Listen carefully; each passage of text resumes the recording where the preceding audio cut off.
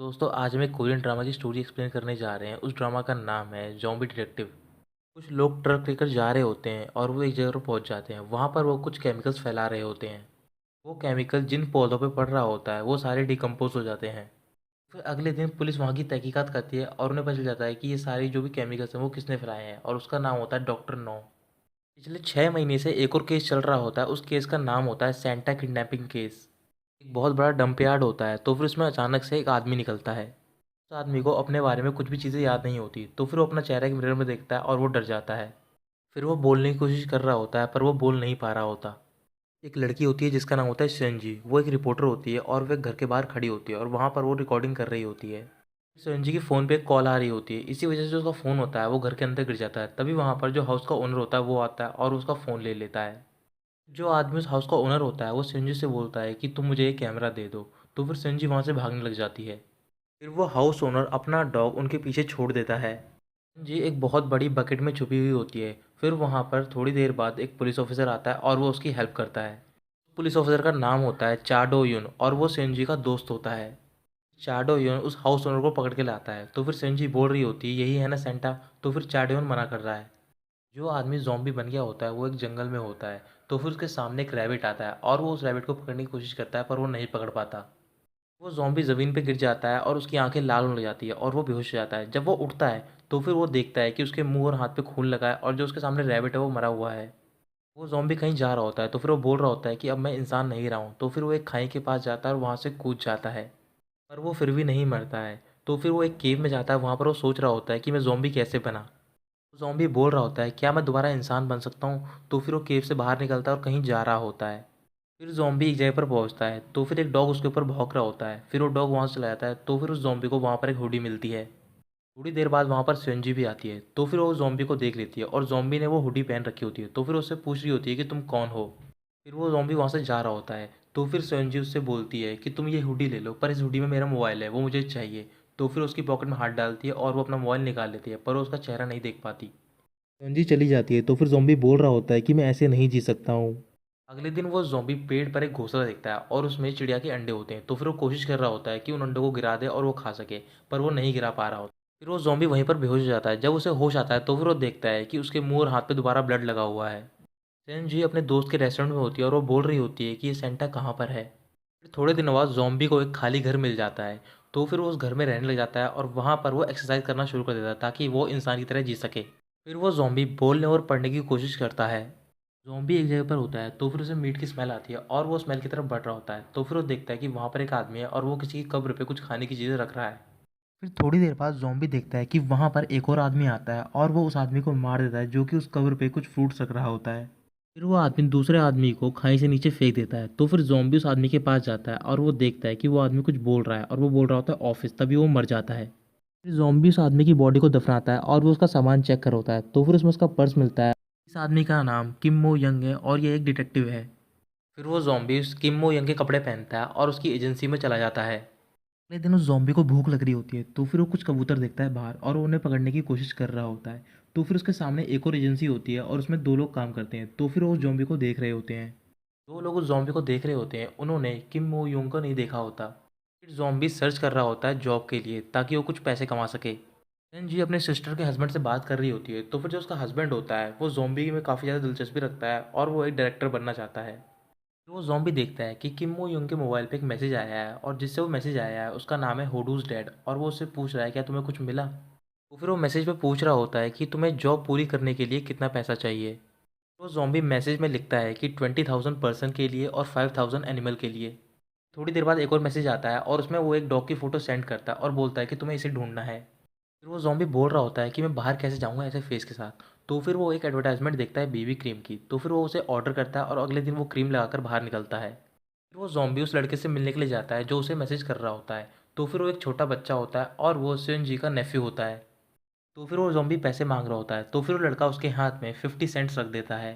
Zombie फिर बोलता है कि अब मैं बाहर आ चुका हूँ, अब मैं खाली हाथ नहीं जाऊँगा। तो फिर वो लड़के के पास जाता है और उससे बोलता है कि तुम्हें $5,000 और लाने होंगे।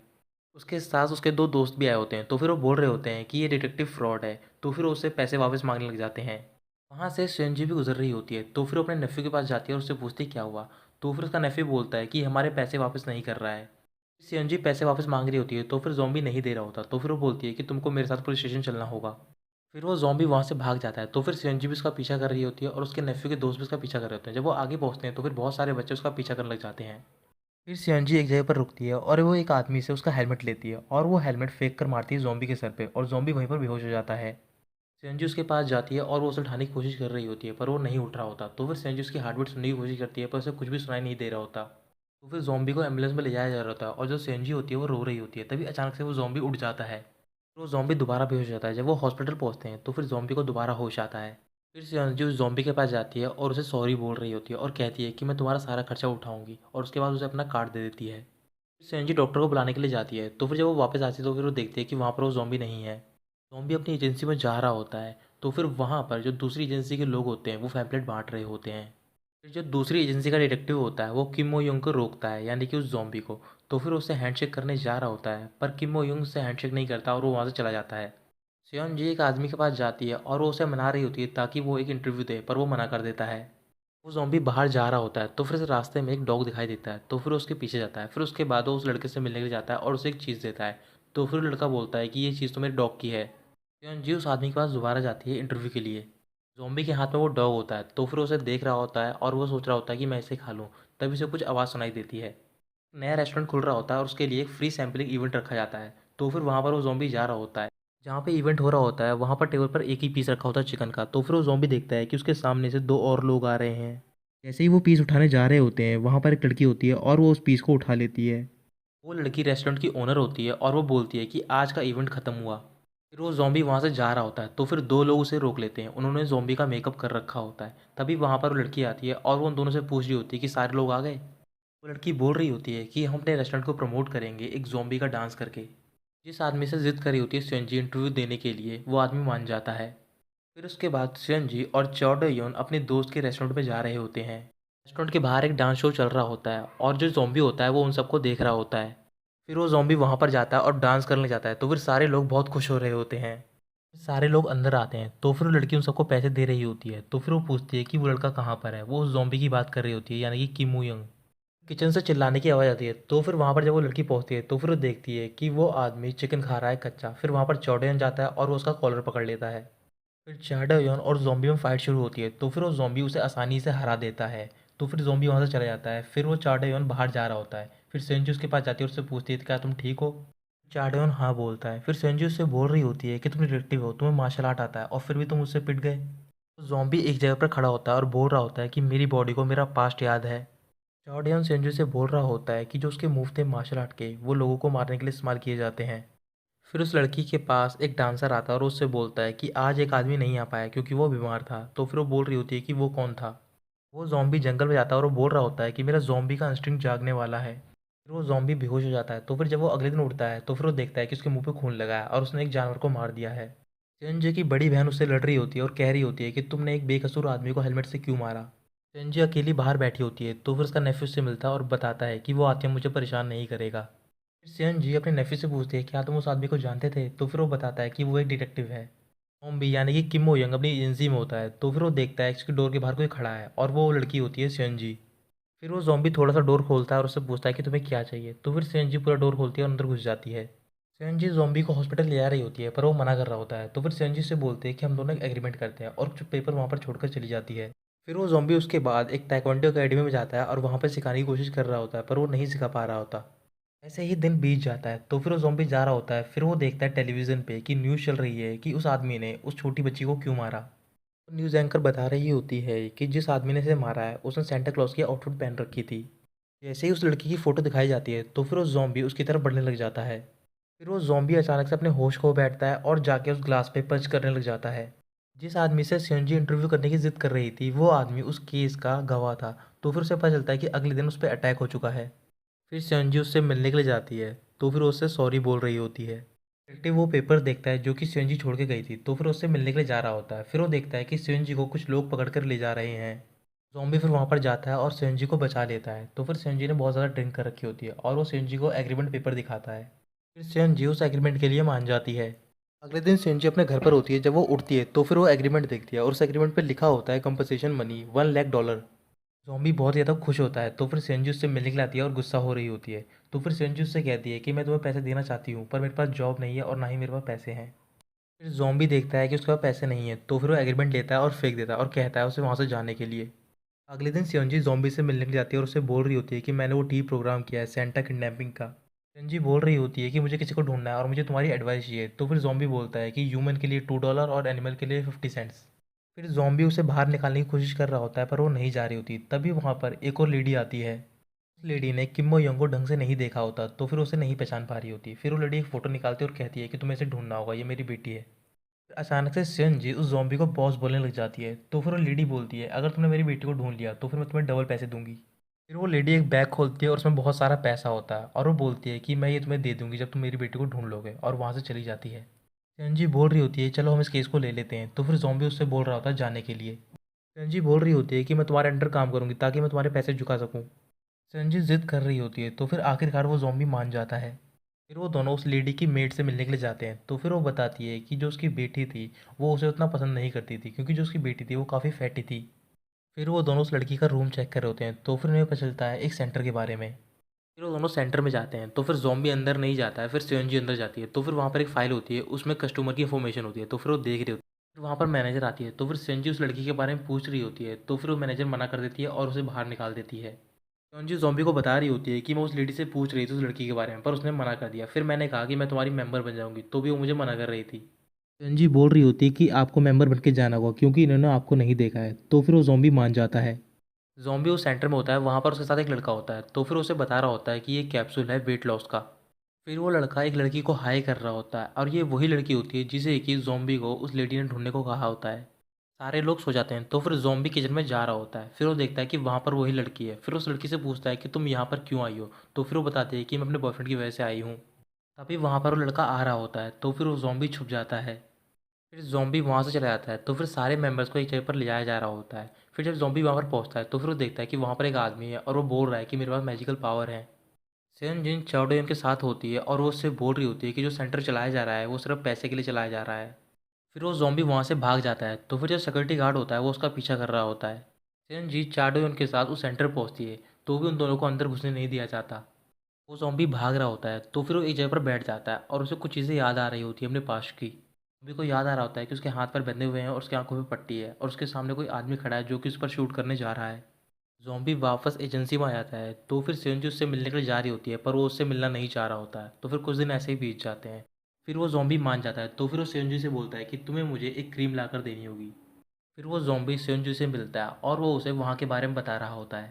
फिर वो ज़ॉम्बी सेंजी को कैप्सूल देता है। फिर सेंजी अपने दोस्त से मिलने के लिए जाती है। फिर उसके बाद वो दोनों एक डॉक्टर के पास जाते हैं ताकि वो उस कैप्सूल को चेक करवा सके।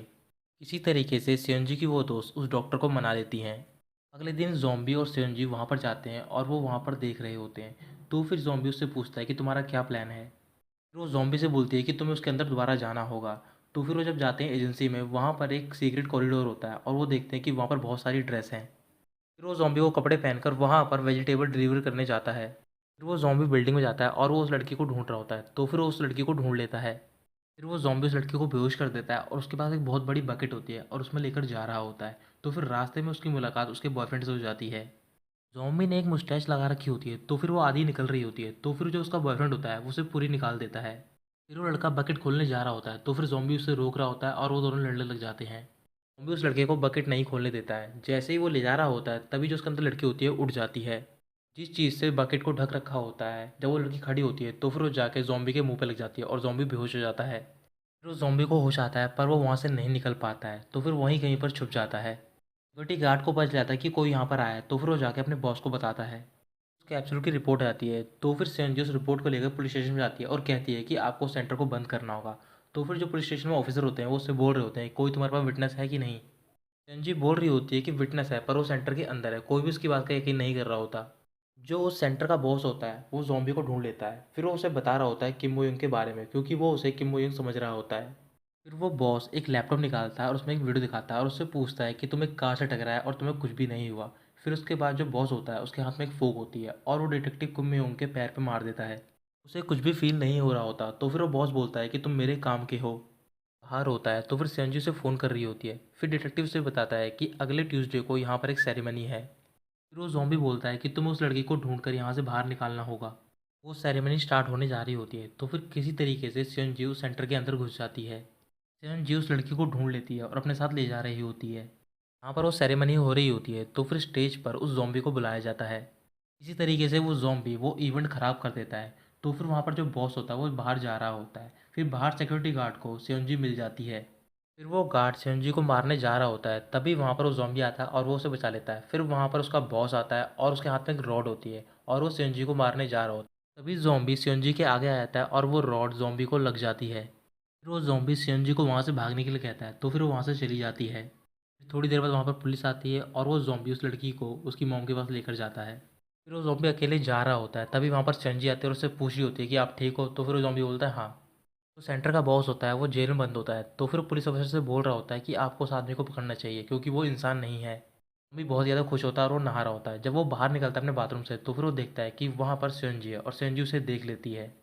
सेओनजी वहाँ से चली जाती है, तो फिर अगले दिन वो अपने घर पर होती है और वो कुछ वीडियोस देख रही होती है। एक बॉडी पर कुछ स्कार्स होते हैं, तभी वहाँ पर उसके सिस्टर का हस्बैंड आता है और वो उसे बताता है कि ये एक ज़ॉम्बी है। ऐसे स्कार्स सिर्फ ज़ॉम्बी के बॉडी पे होते हैं। सेओनजी बोल रही होती है कि उस डिटेक्टिव ने मुझे खाने की कोशिश क्यों नहीं करी। सेओनजी सोच रही होती है कि मैं कैसे रिपोर्ट करूँ उस ज़ॉम्बी की। तभी वहाँ पर उसकी सिस्टर आती है और उससे पैसे मांग रही होती है, तो फिर उसके पास पैसे नहीं होते। फिर उसकी बहन उसे वहाँ से बाहर निकाल देती है। सेओनजी ज़ॉम्बी से मिलने जाती है और उसने बहुत सारी चीज़ें पहन रखी होती है अपनी सिक्योरिटी के लिए। फिर सेओनजी डिटेक्टिव से बात कर रही होती है, फिर डिटेक्टिव उसे पैसे दे देता है और वहाँ से जाने के लिए कहता है।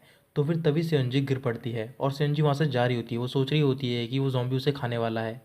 फिर वो ज़ॉम्बी उसको हॉस्पिटल ले जाता है और वहाँ से चला जाता है। तो फिर जब सेओनजी को होश आता है, तो फिर वो डॉक्टर से पूछ रही होती है क्या मेरी बॉडी में से कोई पार्ट गायब है। तो फिर डॉक्टर मना करते हैं और कहते हैं कि तुम बिल्कुल ठीक हो। दूसरे डिटेक्टिव होते हैं वो एक शॉप पे जाते हैं चिकन लेने के लिए। तो फिर वहाँ पर वो किम बो यंग की बात कर रहे होते हैं। तो फिर जो शॉप ओनर होता है वो उनसे पूछता है क्या तुम किम बो यंग को जानते हो। फिर वो उन्हें एक फ़ोटो दिखाता है और कहता है कि हम सारे एक ही क्लब में थे। फिर वो ज़ॉम्बी डॉग को वापस कर रहा होता है उसके ओनर को। तो फिर लड़का बोल रहा होता है कि आप वापस ज़रूर आना क्योंकि आप मुझे अच्छे लगते हो। फिर सेवन जी अपने नेफ्यू को फ़ोन करती है और डिटेक्टिव के बारे में पूछ रही होती है। तो फिर वो बताता है कि डिटेक्टिव कहीं और जा रहे हैं। डिटेक्टिव एक बस में होता है, तो फिर वहाँ पर कुछ पुलिस ऑफिसर्स आते हैं और वो सबकी आईडी मांग रहे होते हैं। फिर वो ज़ॉम्बी डिटेक्टिव किमो यंग की आईडी दिखाता है। तो फिर पुलिस ऑफिसर्स का चेहरा देख रहे होते हैं पर वो मैच नहीं खा रहा होता। तभी वहाँ पर सेवन जी आती है और उन सबको बताती है कि ये मेरे बॉस हैं। फिर सेवन जी ज़ॉम्बी के साथ अपनी फ्रेंड के रेस्टोरेंट पे जाती है। तो फिर वहाँ पर उसकी फ्रेंड होती है और वो एक फ़ोटो देख रही होती है उन डांसर की जो कि उसकी सेरेमनी पे डांस कर रहे थे। फिर उसकी फ्रेंड बोलती है ज़ॉम्बी से कि आप ही हो ना जो उस दिन डांस कर रहे थे। फिर वो ज़ॉम्बी कहता है हाँ। फिर उसकी दोस्त वहाँ से चली जाती है। तो फिर वो दोनों खाना खा रहे होते हैं।